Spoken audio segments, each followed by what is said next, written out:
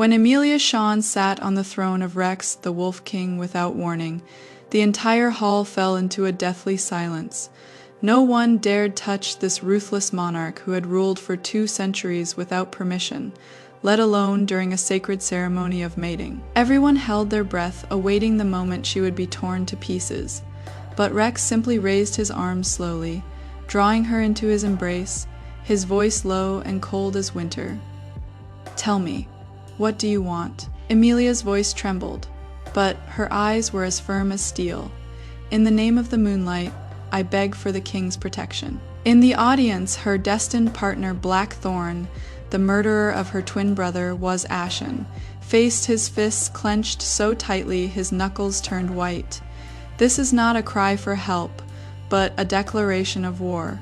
Every girl born into a noble family has only one destiny to be chosen. Emilia Shawn had imagined that moment countless times, when the mark on her neck began to glow, when the moon goddess revealed her destined partner before everyone's eyes. She had imagined a romantic encounter, and she had also considered a quiet acceptance. That is how her mother had come to be, and so had her grandmother, and how women of all generations had followed, accepting their destiny with grace and dignity. But when the mark on her neck began to burn that night, when the sacred flame in the center of the ceremonial hall blazed with golden red light, mercilessly pointing at Blackthorn, her heart did not soar. Instead, it plunged into an ice cellar. Blake was powerful without a doubt. His wolf form was one of the largest in the territory, and his combat record was impeccable. He was also handsome, with sharp cheekbones and eyes that shone like obsidian. The unmatched girls in the hall sighed when they saw him. Emilia just wanted to scream, because she clearly remembered 3 months ago it was these same hands that slit her brother Ethan's throat.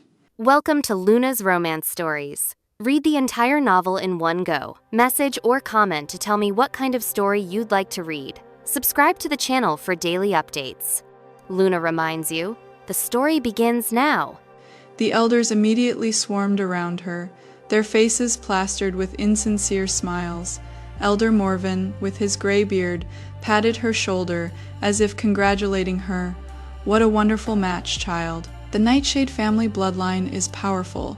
Your child will surely be outstanding." Having a child with the murderer who killed my brother, Emilia smiled and nodded, accepting the congratulations that sounded like eulogies. Across the hall, Blake watched her with his dark eyes full of smugness.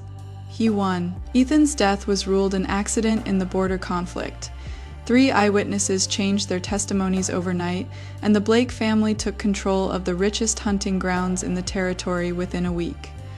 Emilia's mark burned hotter and hotter, as if the moon goddess was insisting on this marriage. She pressed her hand against it, feeling the searing pain in her palm, and suddenly understood she had only 2 choices: either submit to the fate that bound her to her brother's murderer for life, or defy the moon goddess's will and face exile or worse. But Emilia Shaw has never been good at accepting the impossible. She spent 3 sleepless nights searching through every dusty book in the family library and borrowing every legal document that a historian was willing to provide. When the answer finally came out, she laughed out loud, tears streaming down her cheeks. There is a law older than the selection of a spouse, and a power that can even surpass the pairing of the moon goddess.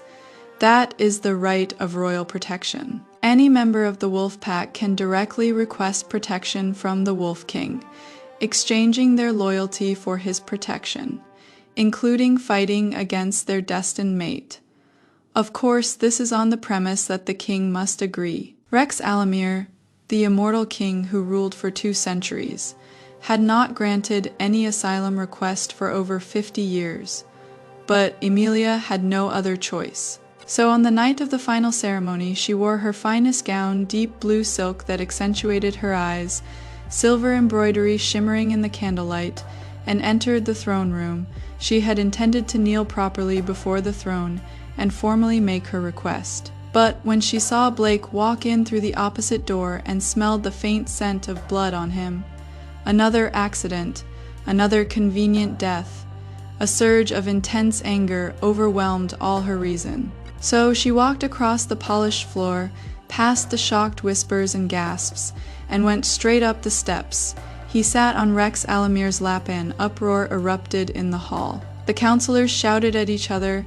The guards instinctively reached for their weapons, but then remembered they couldn't, and a young girl in the back row fainted.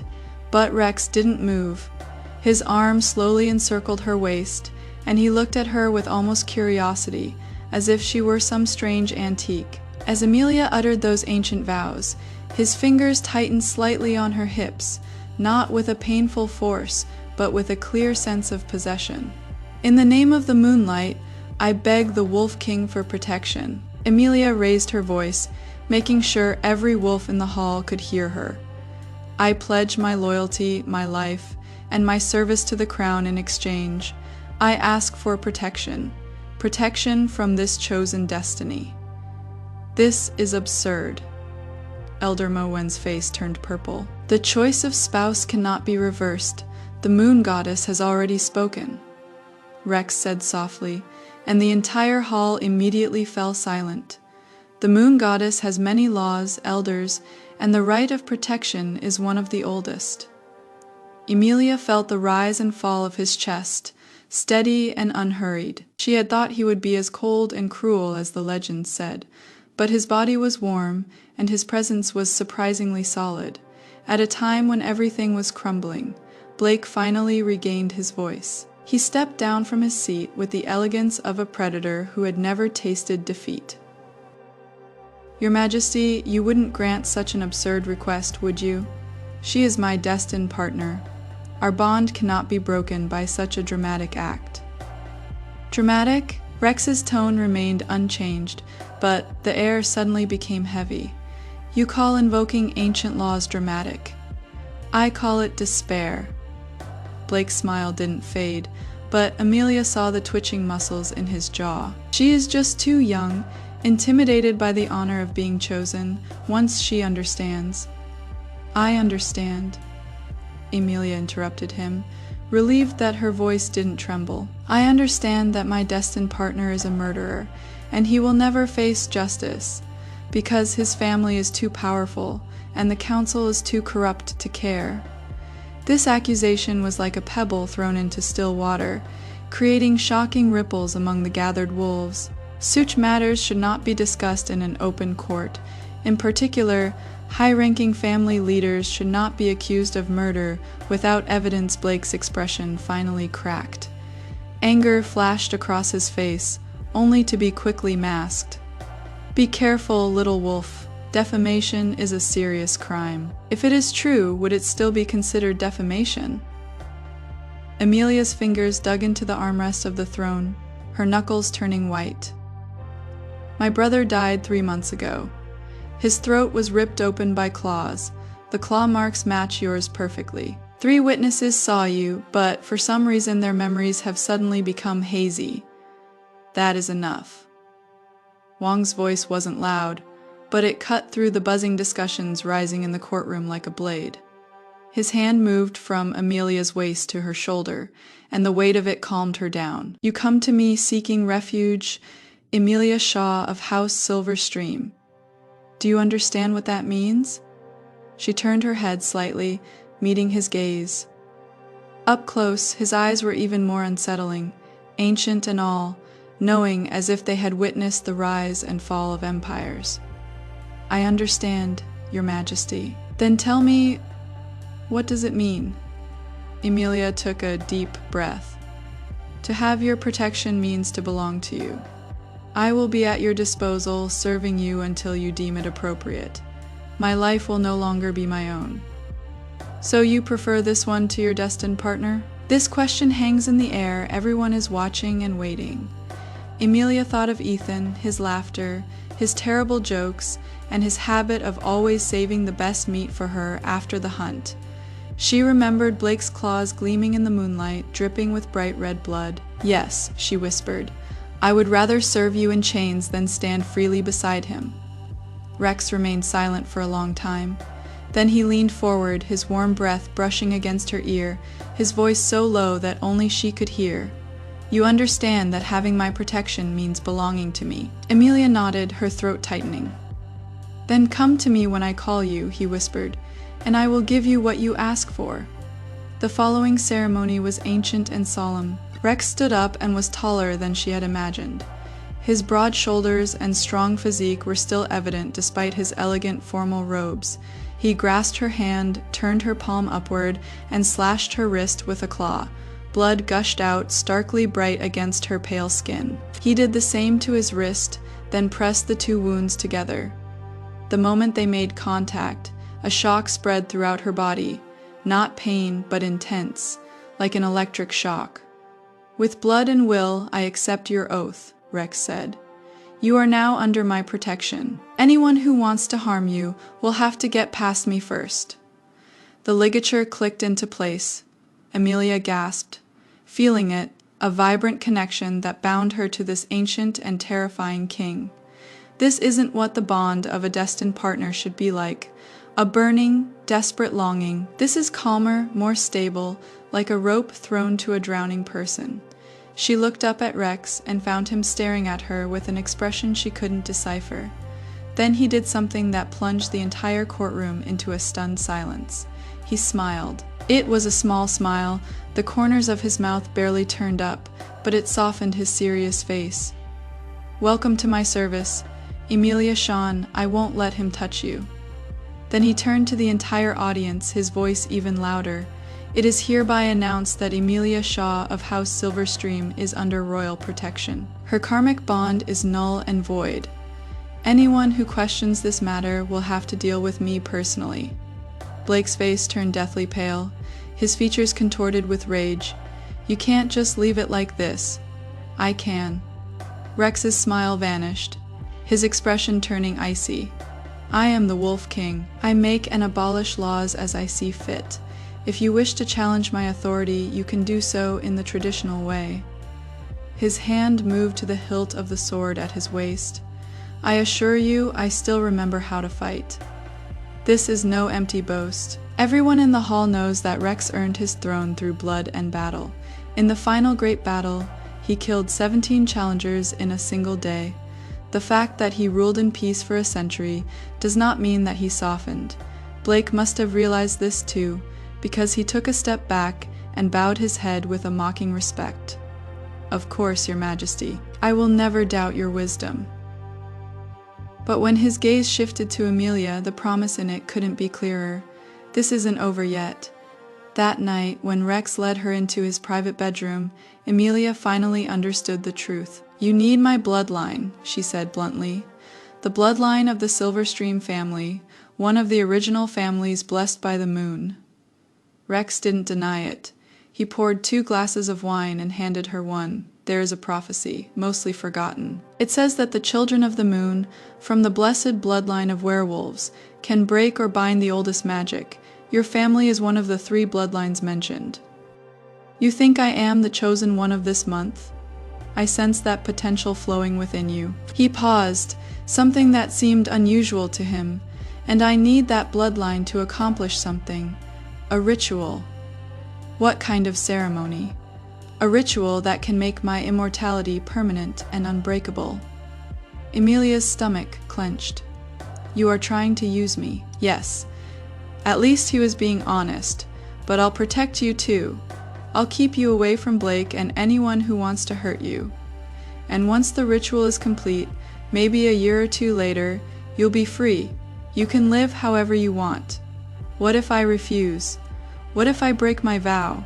That bond will kill you." Rex's expression was sympathetic but firm. "I am sorry, but you've already sworn an oath. Oaths are binding." He is right, she can feel it in her blood. The bond that connects them. Breaking it is like tearing her own heart apart. But when she looked at Wang, she saw something that surprised her. He looked almost guilty. "I know this isn't what you want," Rex said softly, "but I promise you, I will protect you. I will prevent you from suffering unnecessary pain.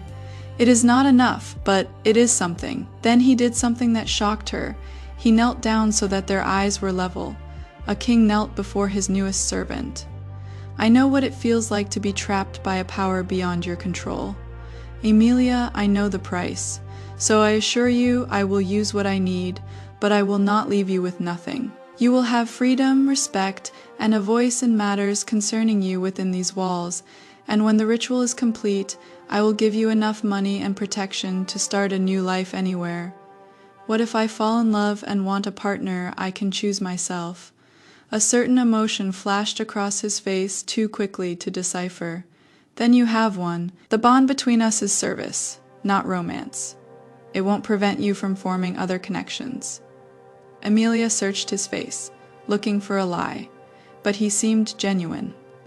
And honestly, what other choice did she have? All right, she finally said. I'll help with your ceremony, but I want something in return, besides money and freedom. Help me prove what Blake did. Help me get justice for Ethan. Rex remained silent for a long time, then nodded. Agreed. But that path will be dangerous. Emilia Black is powerful and has allies in the council. Taking him down won't be easy. I don't care about simplicity, she said. I care about being right. That little smile reappeared. You are more like your brother than you know. He stood up and extended his hand to her. Come on, I'll take you to your room. We'll start training tomorrow. What kind of training? Living in the palace, dealing with Parliament. Surviving the impending storm. His hand warmly held hers as he helped her to her feet. Because tonight, when you sat on my lap, you didn't just ask for refuge, you declared war on one of the most powerful families in the territory. They will retaliate. Emilia recalled Blake's face, his almost uncontrollable anger hidden beneath his arrogant smile. Let them try. Rex looked at her for a long time, a hint of approval flashing in his eyes. He then led her deep into the royal quarters to a room that was hers, comfortable and safe, but undoubtedly a gilded cage. Later that night, as she stood by the window watching the moon rise over the distant forest, Emilia touched the mark on her neck. It no longer held the bond that bound Blake. That connection was severed the moment she swore an oath to Rex. But she could still sense it. A ghost that should have been. She wondered if the moon goddess was angry with her, and whether the goddess would punish her for this disobedience. But she has already made her choice. She will face the consequences. Behind him, the door closed softly, and Rex left. Emilia was alone, carrying her thoughts, her fears, and that strange new bond throbbing in her veins. Like a second heart tomorrow, she will begin a new life. Tonight she will mourn the one she left behind. But amidst all this, one thought remained clear, as bright as moonlight. She got rid of Blake. Whatever price she has to pay for this freedom, it is all worth it. The following weeks were completely unexpected for Emilia. She had expected to be confined to her room, only summoned when the king needed blood or to participate in mystical rituals. But Rex insisted that she dine with him, attend court meetings, and even eavesdrop on his private discussions with his advisors. You are under my protection, he explained when she questioned, which means the court needs to treat you as a member of my family, not a prisoner. Otherwise, they will constantly test your status. Thus, Emilia learned to navigate the treacherous waters of court politics. She sat at the high table of formal dinner parties, striving not to flinch when the counselors glared at her. She observed Rex handling disputes, with a patience so out of character for his terrible reputation, listening to both sides before making usually fair, sometimes creative, and occasionally cruel rulings. She also noticed that the king was acting strangely. It wasn't coldness or cruelty, but a deliberate, practiced way of distancing himself.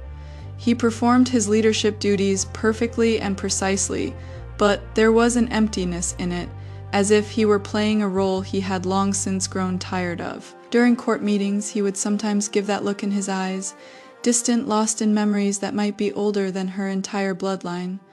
But at night, everything is different. When Emilia first heard him scream, she thought the palace had been attacked. She ran out of her room in her pajamas and followed the sound to the king's private bedroom. The guards outside the door remained motionless, their expressions deliberately blank.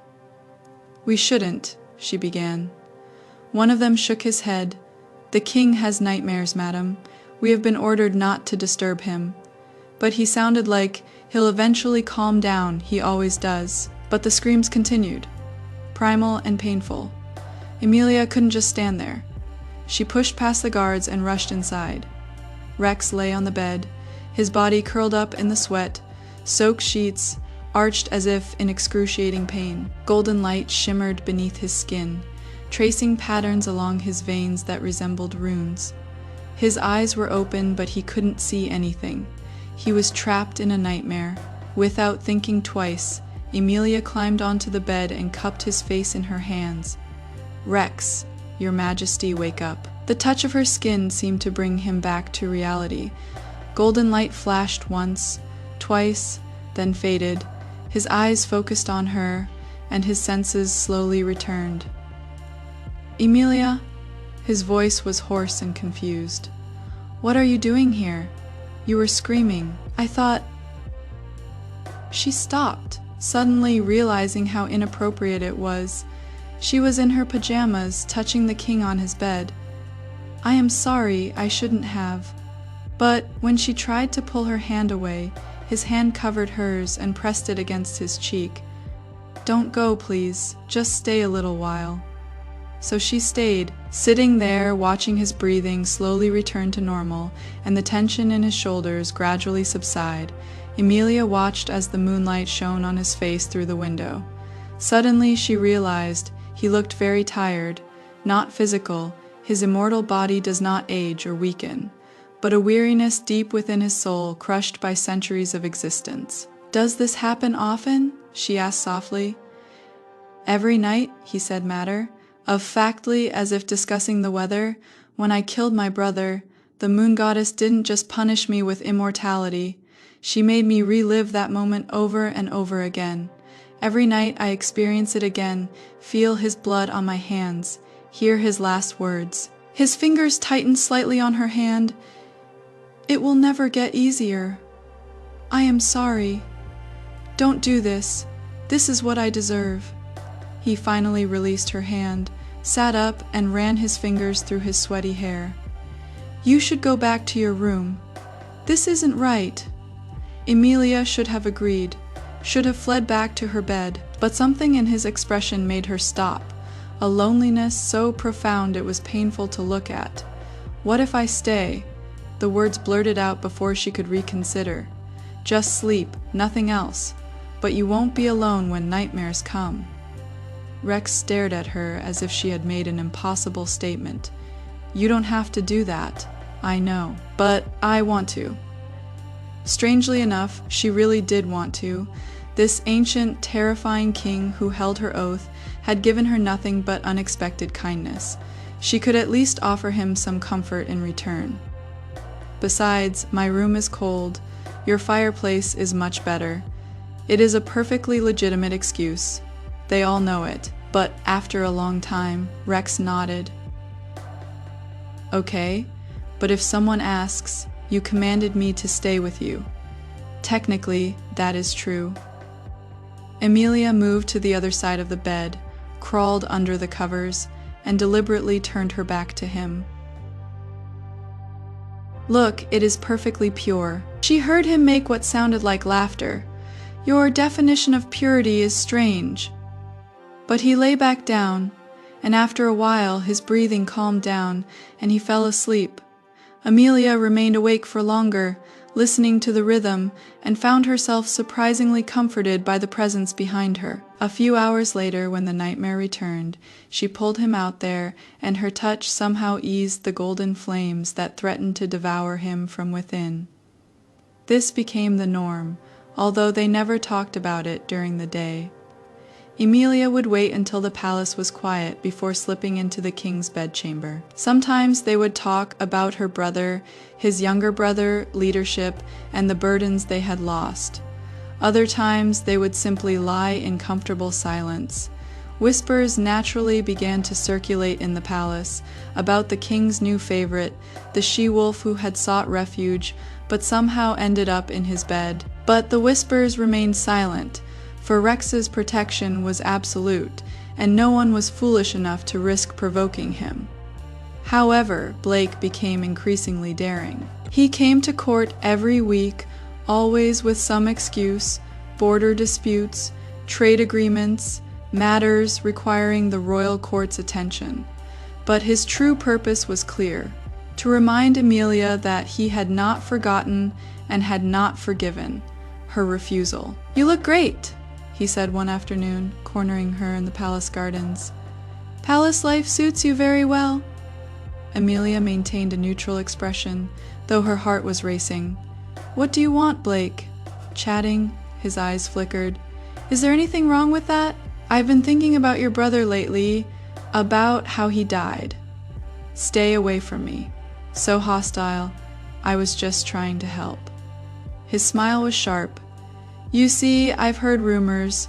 Whispers say you are not just under the king's protection, you are in his bed, his favorite toy." The last few words were full of contempt.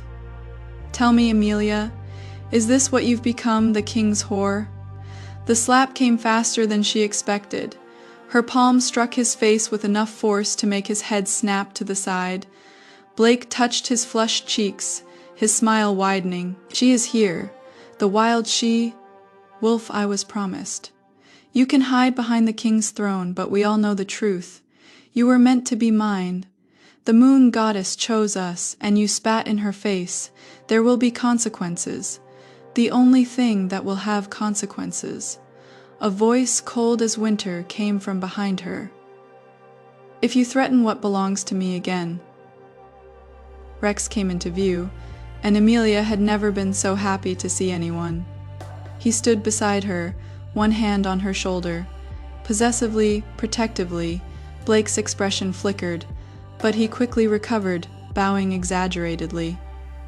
"Your Majesty, I was merely speaking with my former destined partner. Surely that is not forbidden." That's what it was when that conversation involved threats. Rex's amber eyes were icy. "Emilia is under my protection.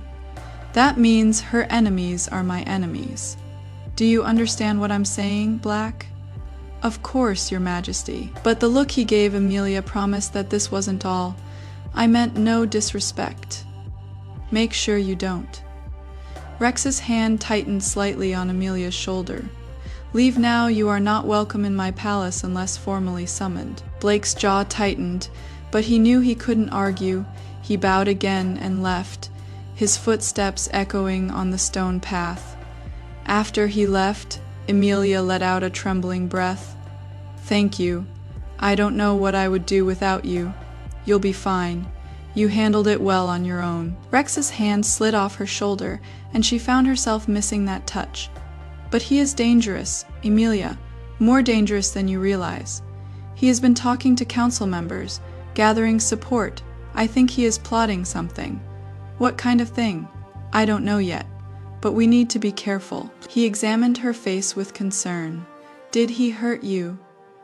"Number, it just startled me." She tried to smile, but it sounded weak.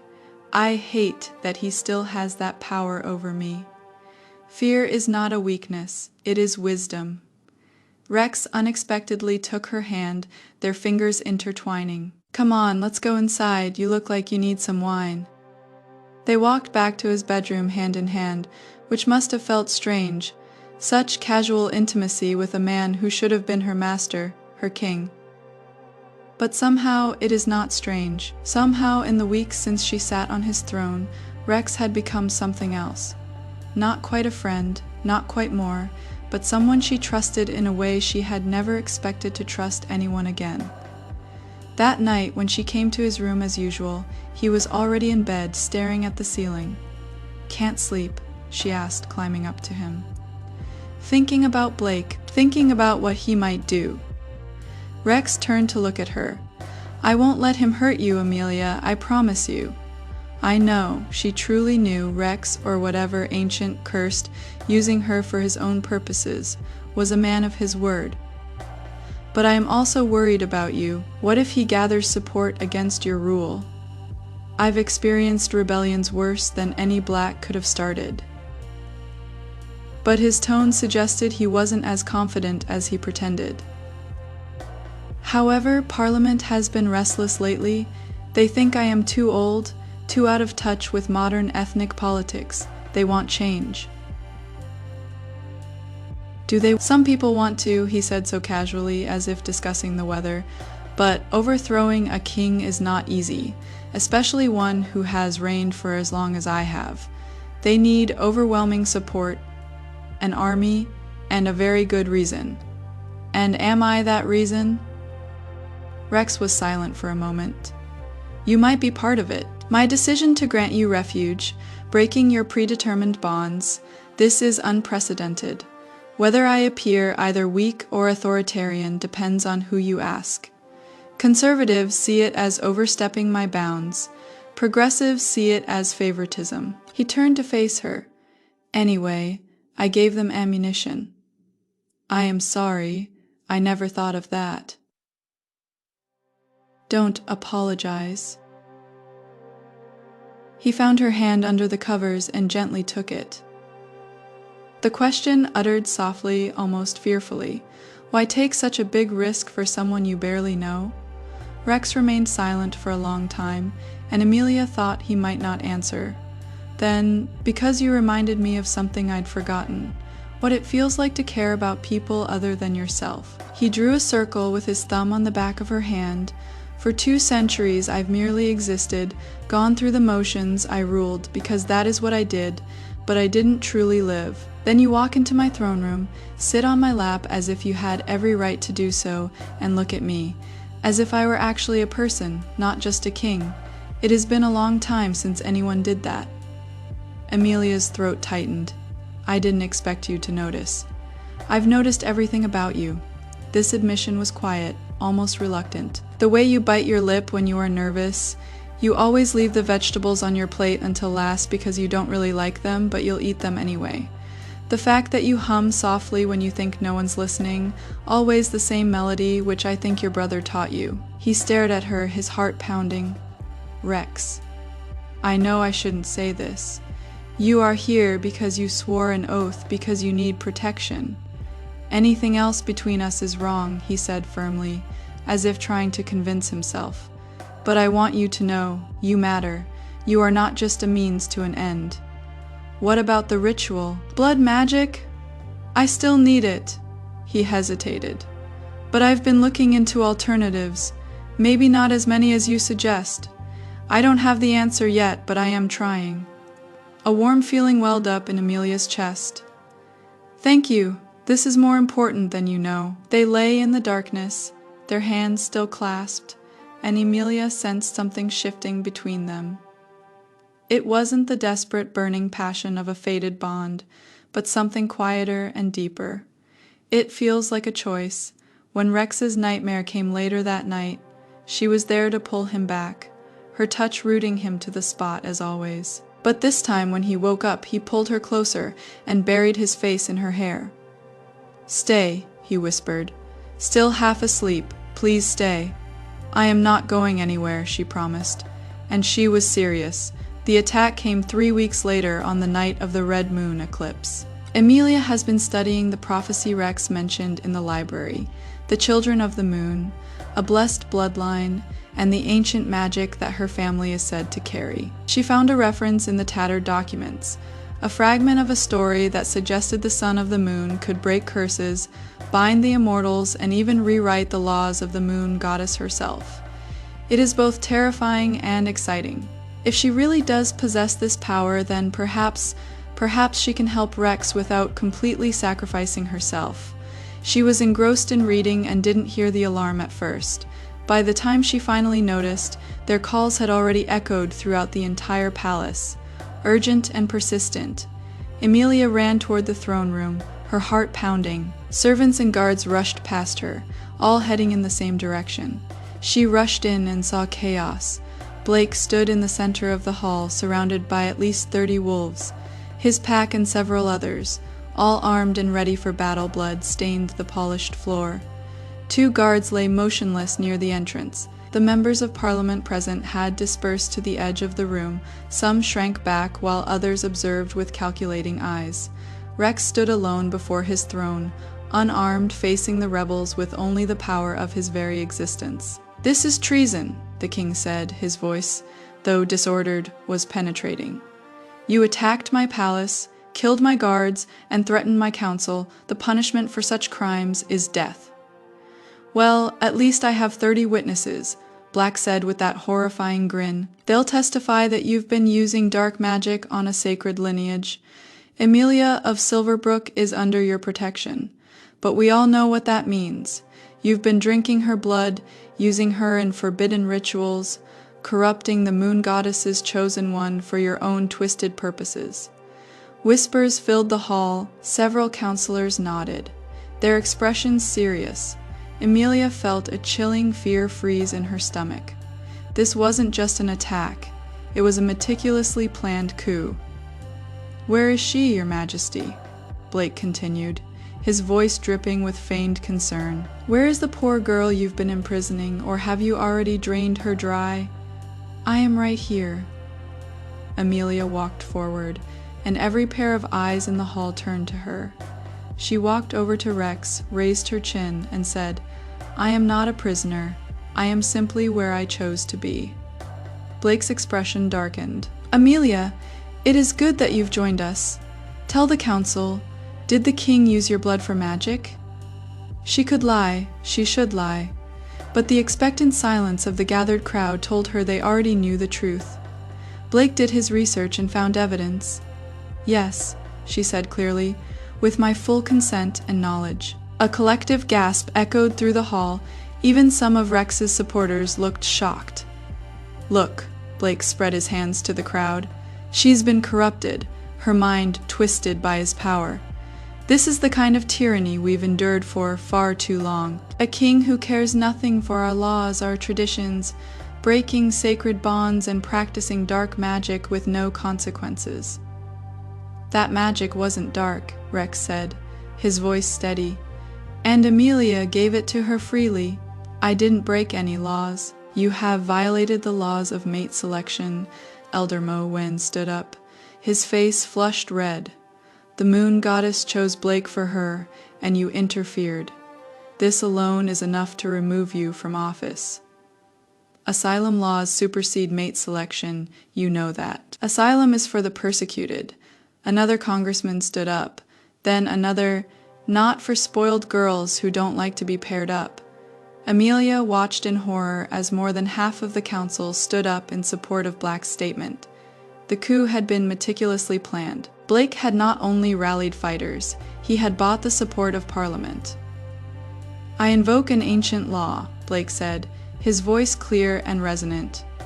"Trial by battle. If the king's rule is just, let him prove it with strength. Fight me, Rex. The winner takes the throne and the girl." The crowd erupted in shouts, some in support of the challenge, others in opposition, but Rex simply stood there, completely still, his expression unreadable. Emilia grabbed his arm. "Don't do this. It is a trap. He won't challenge you unless he has a way to win." "I know." Rex's voice was quiet, reserved only for her. "But if I refuse, he'll have every excuse to call me a coward. Parliament will impeach me, and you'll have nothing. I don't care about that. I care that you don't die." Something flashed in his amber eyes. Surprise, warmth, something both gentle and dangerous. "I will not die. I have faced challenges for 2 centuries. One more will make no difference." But when he looked at Blake, Emilia saw a calculation in his expression. He was weighing the odds, considering the possibilities. Whatever advantages Blake thought he had, Rex noticed them too. "I accept your challenge," said the king, his voice echoing throughout the hall. Immediately silence descended. "But we'll fight now in front of witnesses, and no interference is allowed. The old rule, first blood ends it, the loser either submits or dies." "Agreed!" Blake had already removed his robe, revealing the armor beneath. "Shall we go outside? I don't want to ruin your beautiful floor." They moved to the palace courtyard, and the entire palace surged behind them. Emilia clung to Rex, her mind frantically searching for any way to stop it all. "Whatever happens," he whispered as they reached the center of the courtyard, "run, don't try to help me, don't stay and watch. Just run and find Captain Alara, she'll protect you. I will not leave you." "Emilia," she grabbed his hands, forcing him to look at her. "I chose to shelter you, not so I could abandon you the first time we faced danger. We're together, remember?" Rex stared at her for a long time, then did something that shocked all the onlookers.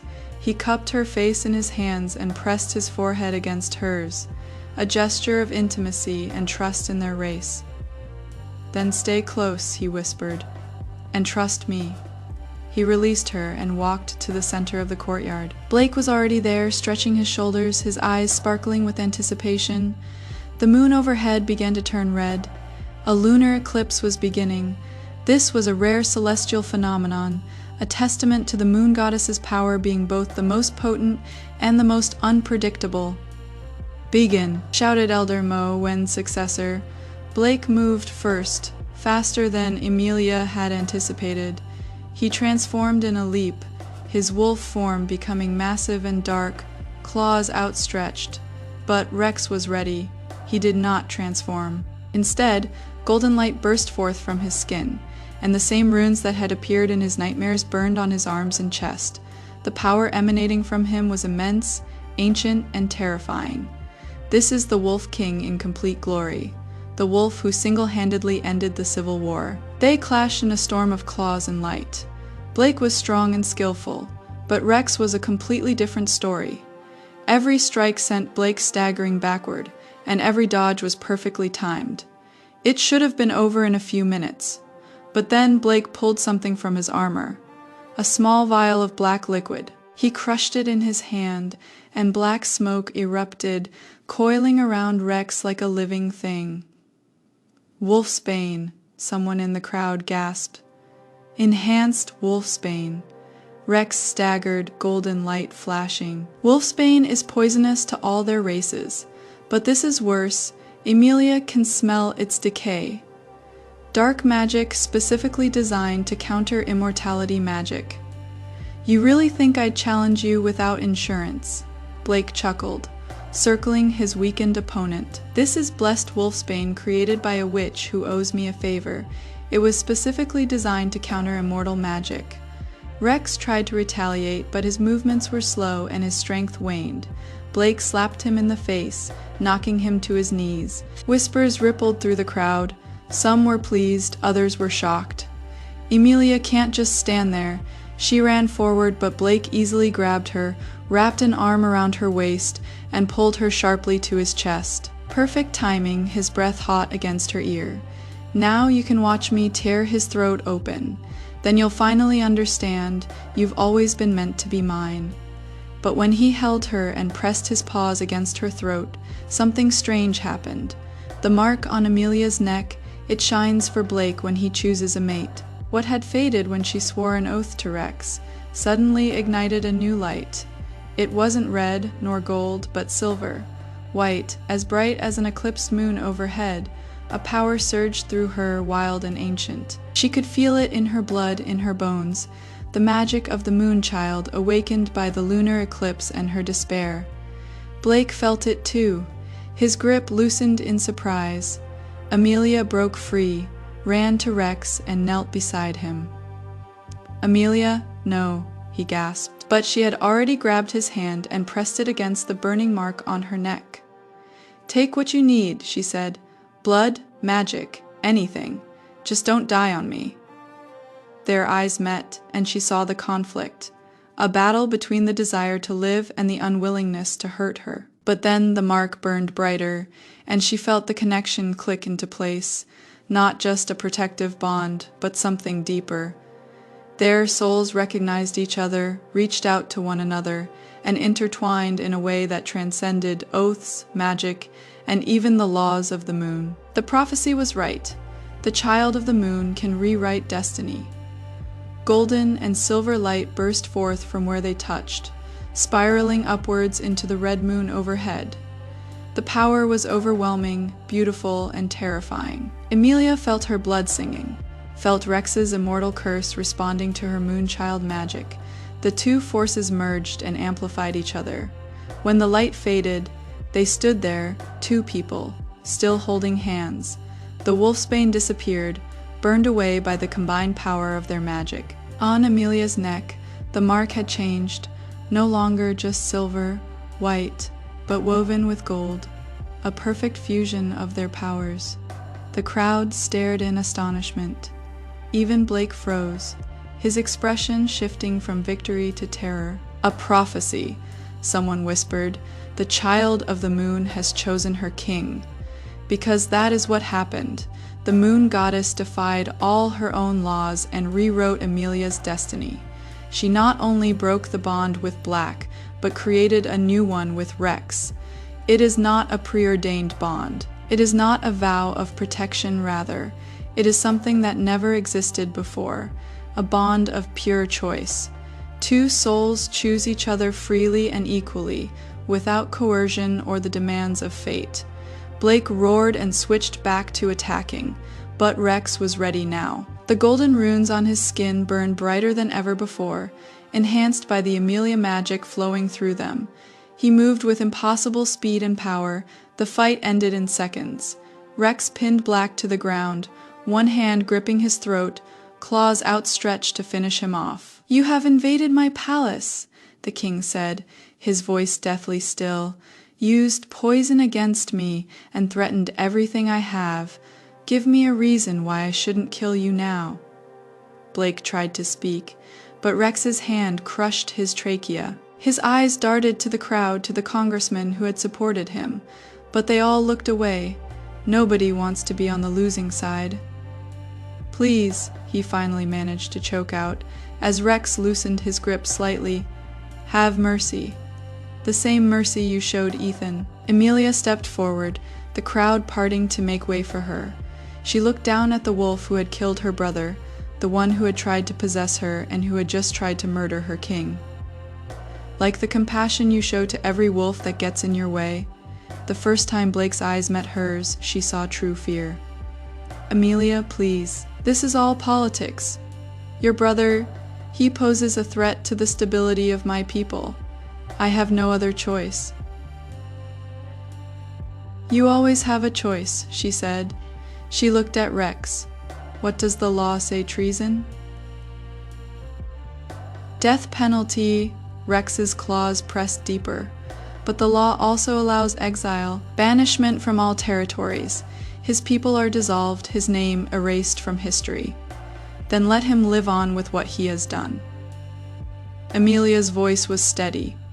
"Let him know for the rest of his life that he lost everything. His people, his power, his destined partner. Death is too merciful. This is justice." Rex looked at her for a long time, then nodded.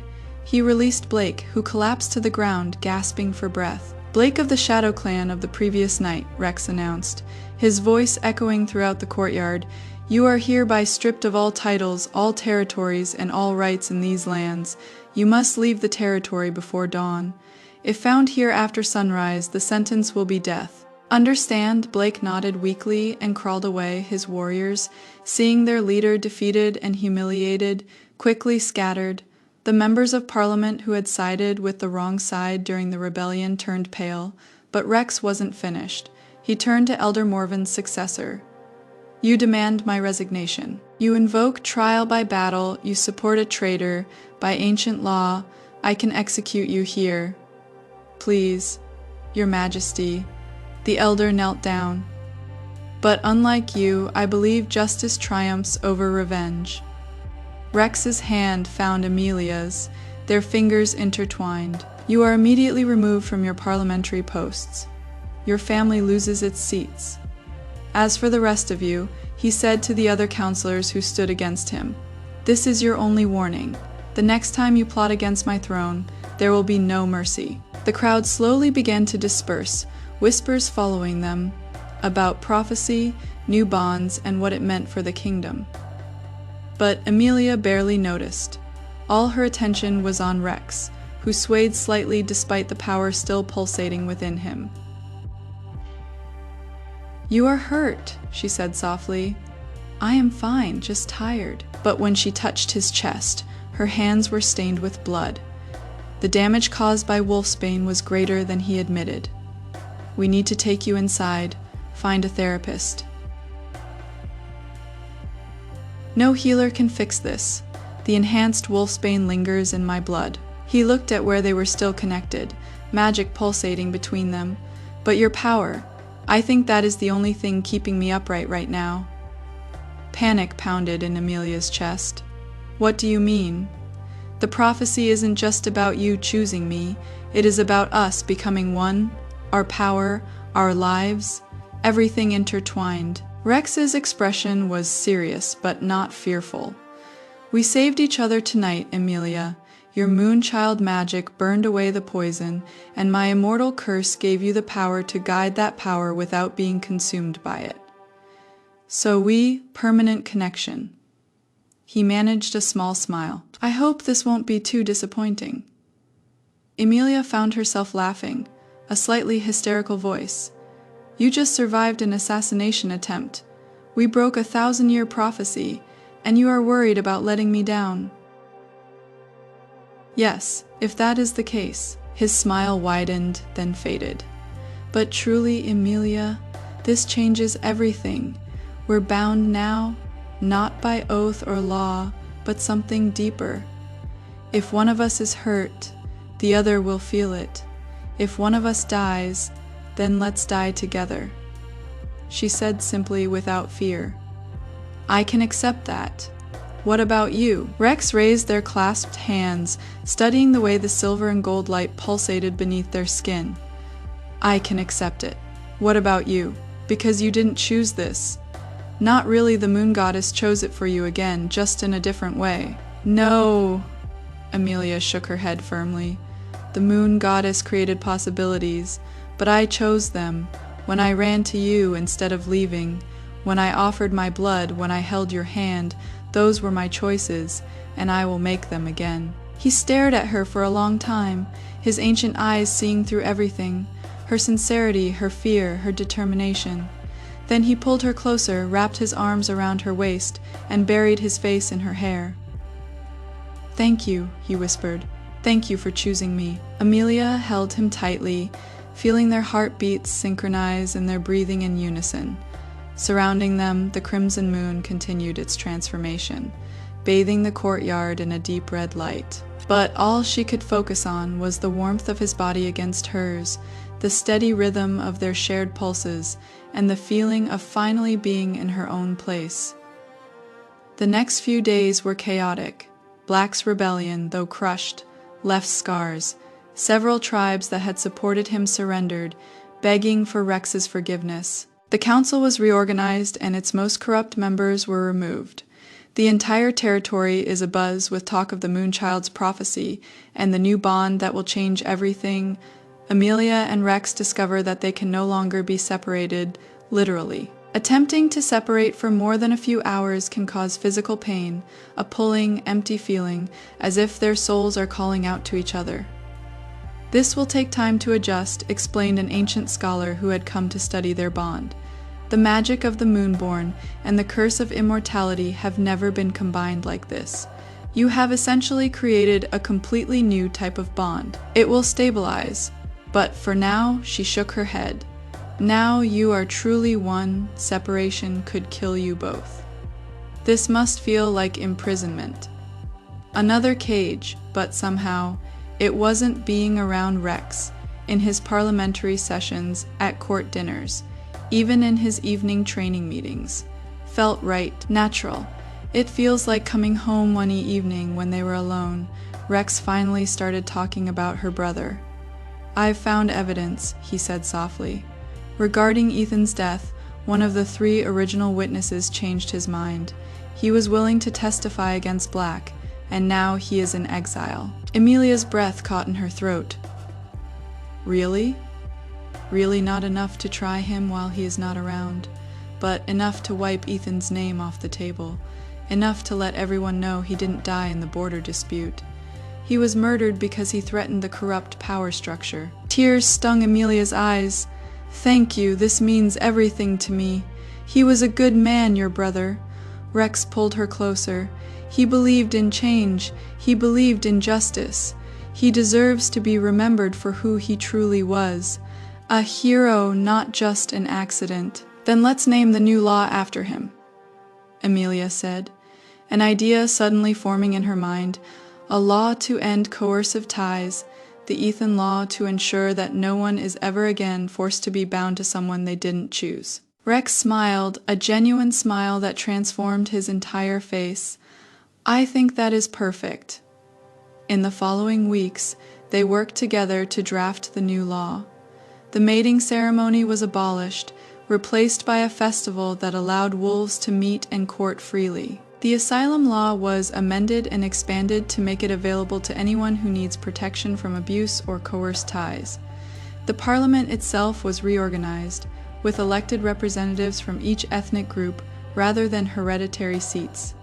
This is a chaotic and complicated job, but Emilia devoted herself wholeheartedly to Rex's side, using her voice as his queen, a title she accepted after much persuasion to advocate for those who had no voice before. However, as the month went by, some strange things began to happen. Rex is changing, his eyes, once the ancient amber of immortality, began to change hue. They became warmer, more human, a brown shimmering with golden flecks. The occasional golden runes on the skin became duller and less frequent.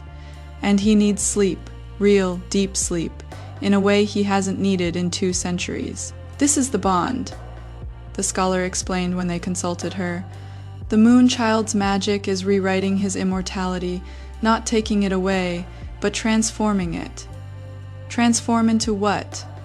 Emilia's heart pounded. The old woman hesitated. "I am not sure, but the prophecy mentions a price. 2 souls should never meet, forced to become one. Only one can live in the light. The other walks in the darkness. The curse requires a choice." "What does that mean?" "I think," the scholar said slowly, "that means one of you must give up something. Rex's immortality, or Emilia's, well, her humanity." Fear gripped Emilia coldly. "Can we stop it?" "I don't know, child. The magic of the moon child operates according to its own rules. It doesn't accept the concept of death, only transformation. It will change Rex's curse no matter what we do. The question is how it will change it." That night, Emilia found Rex standing by their dormitory window, staring at the moon. "You heard what the scholar said. It is not a problem." "I heard you." He turned to face her, and in his new brown eyes, she saw peace. Not fear, but acceptance.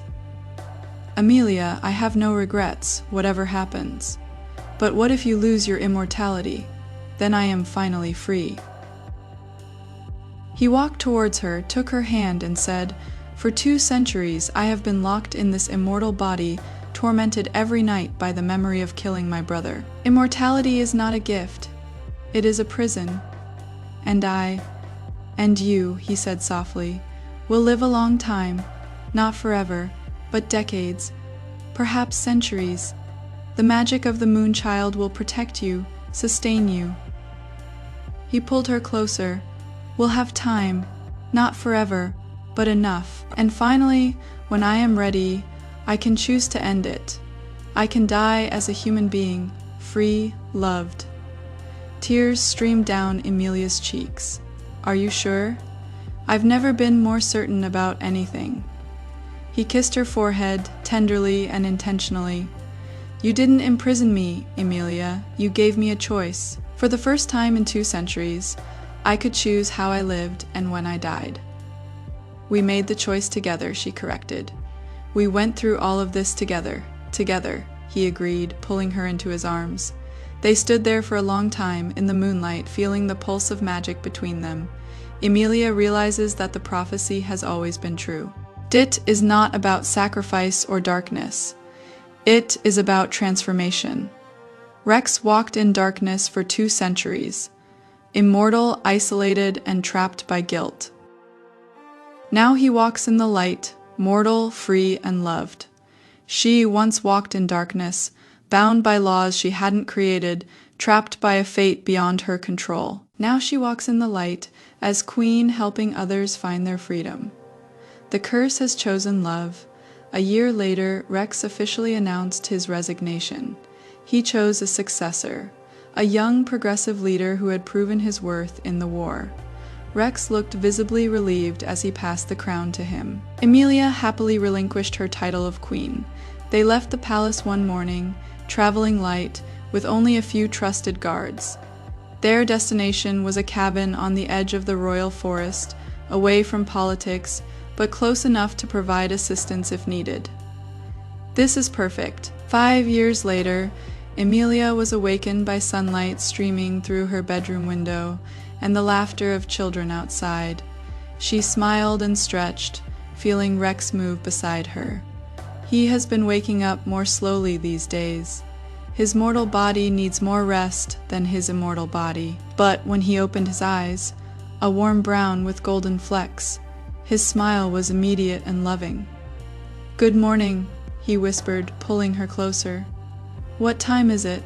We're late enough that our children have already destroyed something outside." Emilia laughed as a crash came from outside, followed by their daughter's joyful scream. "Should we intervene?" "Possible." But they didn't move content to lie there for a few more minutes. Through their bond, which had become something stable, no longer painful, but still strong, Emilia could sense Rex's contentment, his peace, and his deep satisfaction with a good life. They had 3 children, 2 boys and a girl, all carrying a diluted form of the moon child magic. They were wild, intelligent, and endlessly energetic, the absolute joy of Emilia's life. Eventually, they dragged themselves out of bed to assess the damage. The children had been trying to build a fortress, which resulted in them knocking down most of the gardening tools. Their eldest son, barely 4 years old, looked up at them with his father's eyes and his mother's defiant chin. "We are very careful." "I can tell," Rex said, trying to suppress a laugh. He helped them rebuild the fortress correctly, while Emilia prepared breakfast. For a moment, she simply looked at them. This family she had never hoped for. This life she had chosen, despite all the opportunities. Later that day, after the children had finished with their latest game, Emilia and Rex sat together on the porch. He pulled her onto his lap, the echo of that first night when she pleaded for shelter, and she nestled comfortably against his chest. "Have you ever regretted it?" she asked softly. "Giving up immortality, the throne, all those powers?" "Never." His arms tightened around her. "Strength is solitude in armor. You gave me something it could never give, an ending worth living, a life worth living." "We gave each other that," Emilia corrected. "Yes," he kissed her neck, where the mark still shimmered faintly, a blend of silver and gold. "We did it." They sat there watching the moon rise over the distant forest. It is no longer a symbol of curses or coercive bonds. It was just a beautiful light in the darkness, because that is what they learned. Real magic, real power, laws never written about fate, prophecy, or stars. It is about 2 hearts choosing each other every day. The courage to say yes to impossible odds.